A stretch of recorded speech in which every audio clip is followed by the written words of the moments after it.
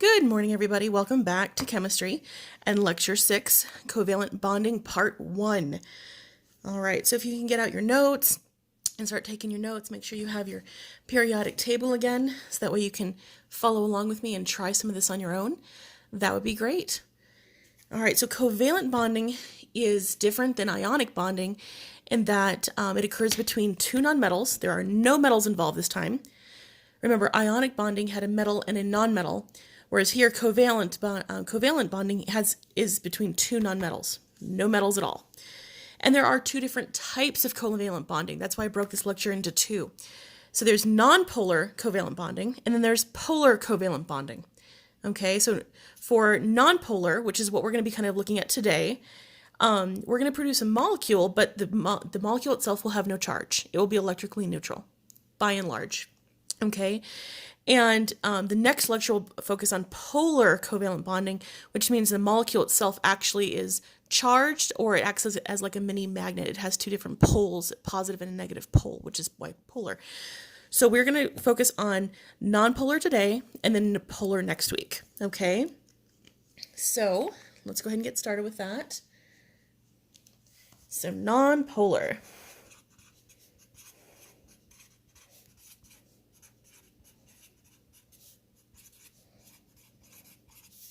Nonpolar covalent bonds.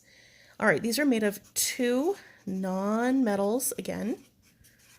And remember, the nonmetals are always found right here on the periodic table. Small little section. Everything else are metals. So really, for covalent, you're kind of just looking right around here. Okay? All right. They have two nonmetals that have either the same number or very close of valence electrons. Okay.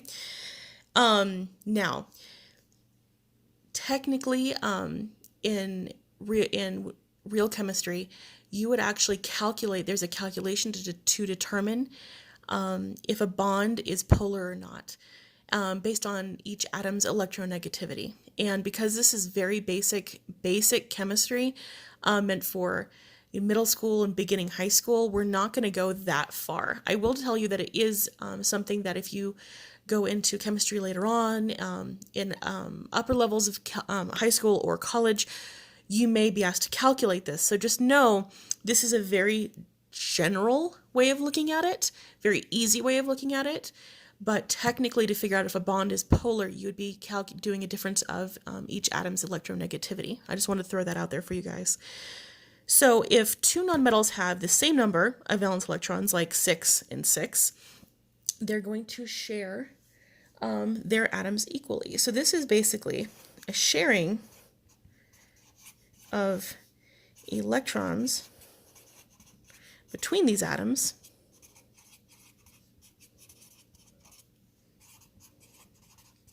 equally.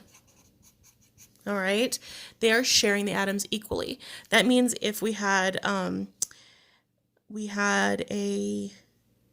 chlorine atom and a chlorine atom, and they're sharing one pair of electrons, right? And I'm going to draw the electrons as dots.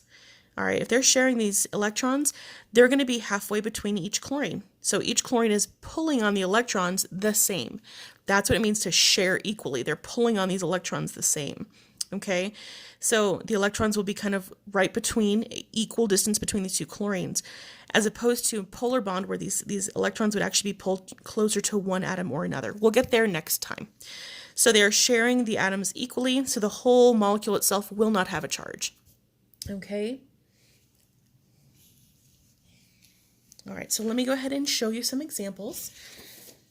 It's very similar to what we did last time. All right, so example 1. Again, we will start with using the Lewis dot diagrams. Always start with those. Much easier, okay? So I'm going to do, for my first example, hydrogen bonded with another hydrogen. Nice and simple. So hydrogen is over here on the periodic table.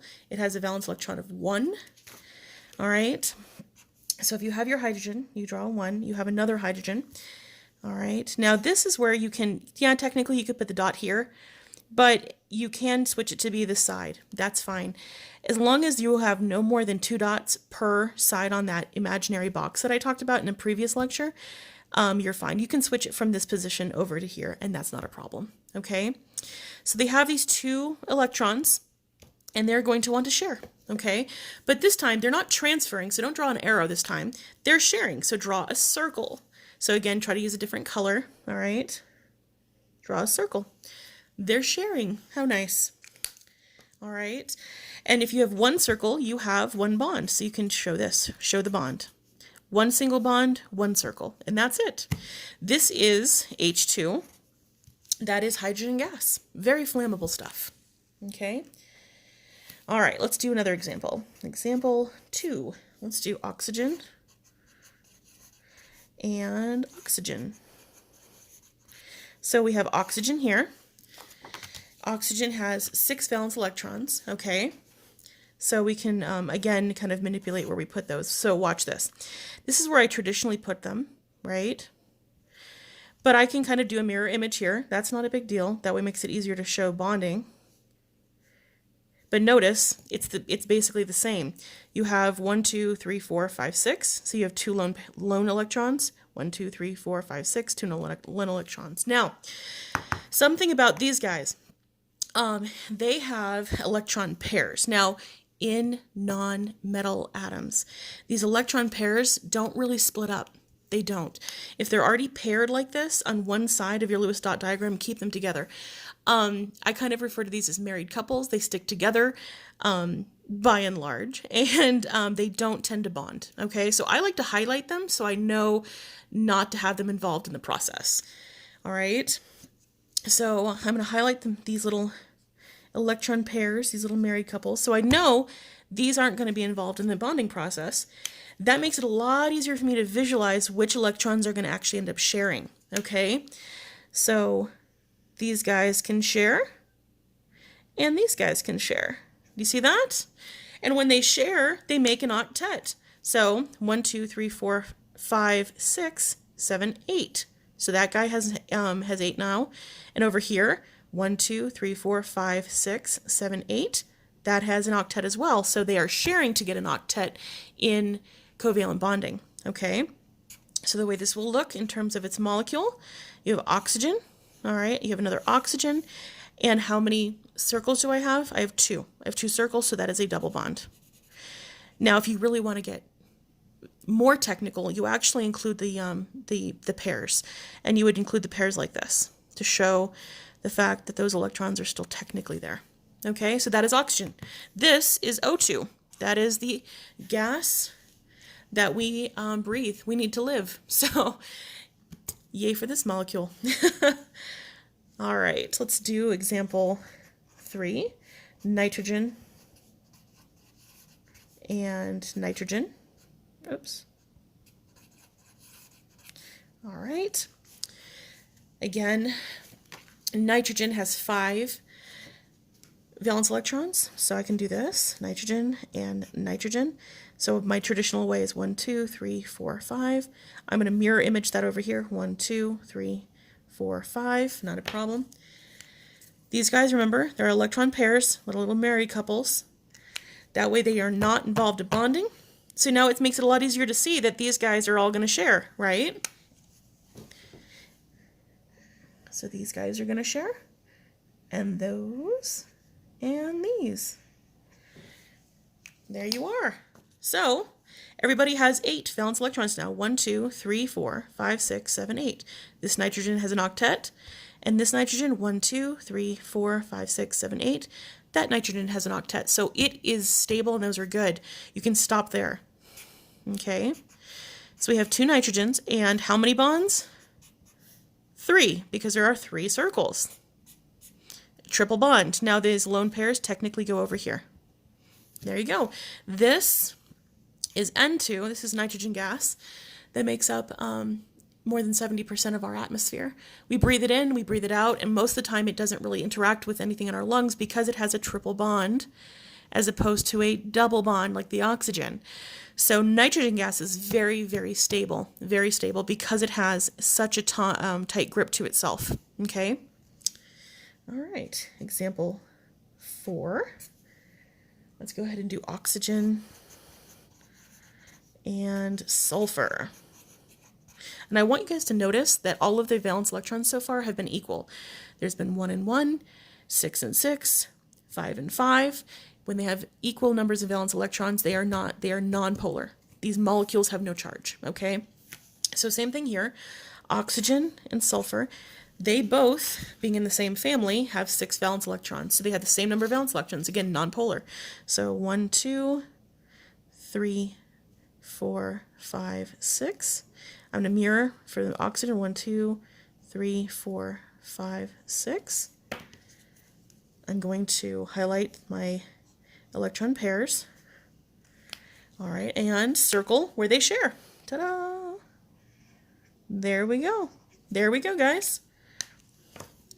So our resulting molecule, oxygen, sulfur, 2 circles, 2 double bond, and now we can add in these paired electrons like this. There you go. So far, so good. Let's do just 2 more examples, and I think you guys should be good. All right. So let's do example 5. Let's do chlorine and chlorine. Now chlorine is right here on the periodic table. It has 7 valence electrons. So let's go ahead and put these guys here and give yourself enough room to work. So that way you have enough room for your dots, you have enough room to show your circles without everything being too squished and jumbled. So give yourself enough room to work, okay? So they have 7 valence electrons. So let's go do this. 1, 2, 3, 4, 5, 6, 7. 1, 2, 3, 4, 5, 6, 7. All right. Here are our electron pairs, or little married couples, whatever you'd like to think of them as. These guys are not involved in the bonding because they already have a pair. So it leaves just these top guys. There you go. That's it. So now the resulting chlorine and chlorine, we have 1 circle, so it's a single bond. And you can technically put these electrons on the outside too. There you go. All right. This is Cl2, or chlorine gas. Most gases are diatomic. Di meaning 2, atomic meaning, atoms. So diatomic meaning 2 atoms, so diatomic. All right, and our last one, all right, is going to have carbon and hydrogens. And I put S there on purpose because there's going to be multiple.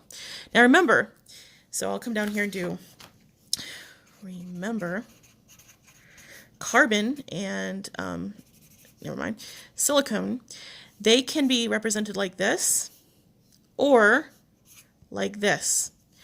I tend to like this because it's easier to show the bonding, okay?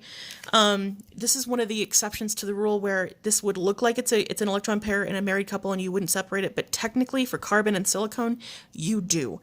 They can make 4 separate bonds, okay, which makes them a very versatile type of element. So for carbon and silicone, you really should try to use this. It makes it a lot easier to show bonding, okay? So anytime you have one element and multiple other elements, try to put this one in the center. So let's give ourselves a little bit more room. Carbon, and I'm spread out those 4 valence electrons, all right, and hydrogen. So each hydrogen has 1 valence electron. And you can kind of play around with where you put the 1 valence electron for each hydrogen, so that way it's a little bit easier for you. But as long as they have 1, you're fine. All right. How did I know there was going to be 4? Because carbon needs to make 4 bonds, and hydrogens can only make 1 bond. So let me show you what's going to happen. So these guys are going to share. These guys are going to share. Those guys are going to share. And those guys are going to share. Carbon and silicon have to make 4 bonds. They have to. So, and a hydrogen can only ever make 1 bond, like chlorine can only ever make 1 bond. So, just keep that in mind. So a lot of times when you see carbon and hydrogen, you know there's going to have to be 4. So there we are. So this is what the resulting structure would look like. And this is a 2D structure, not a 3D structure. Again, we're not going to get that far into chemistry where I have to make you start drawing 3D structures, because this is just intro chem. So we have carbon with a single bond to each hydrogen. Okay, and you're just like, well, wait, how is this nonpolar? Carbon has 4 valence electrons and hydrogen only has 1.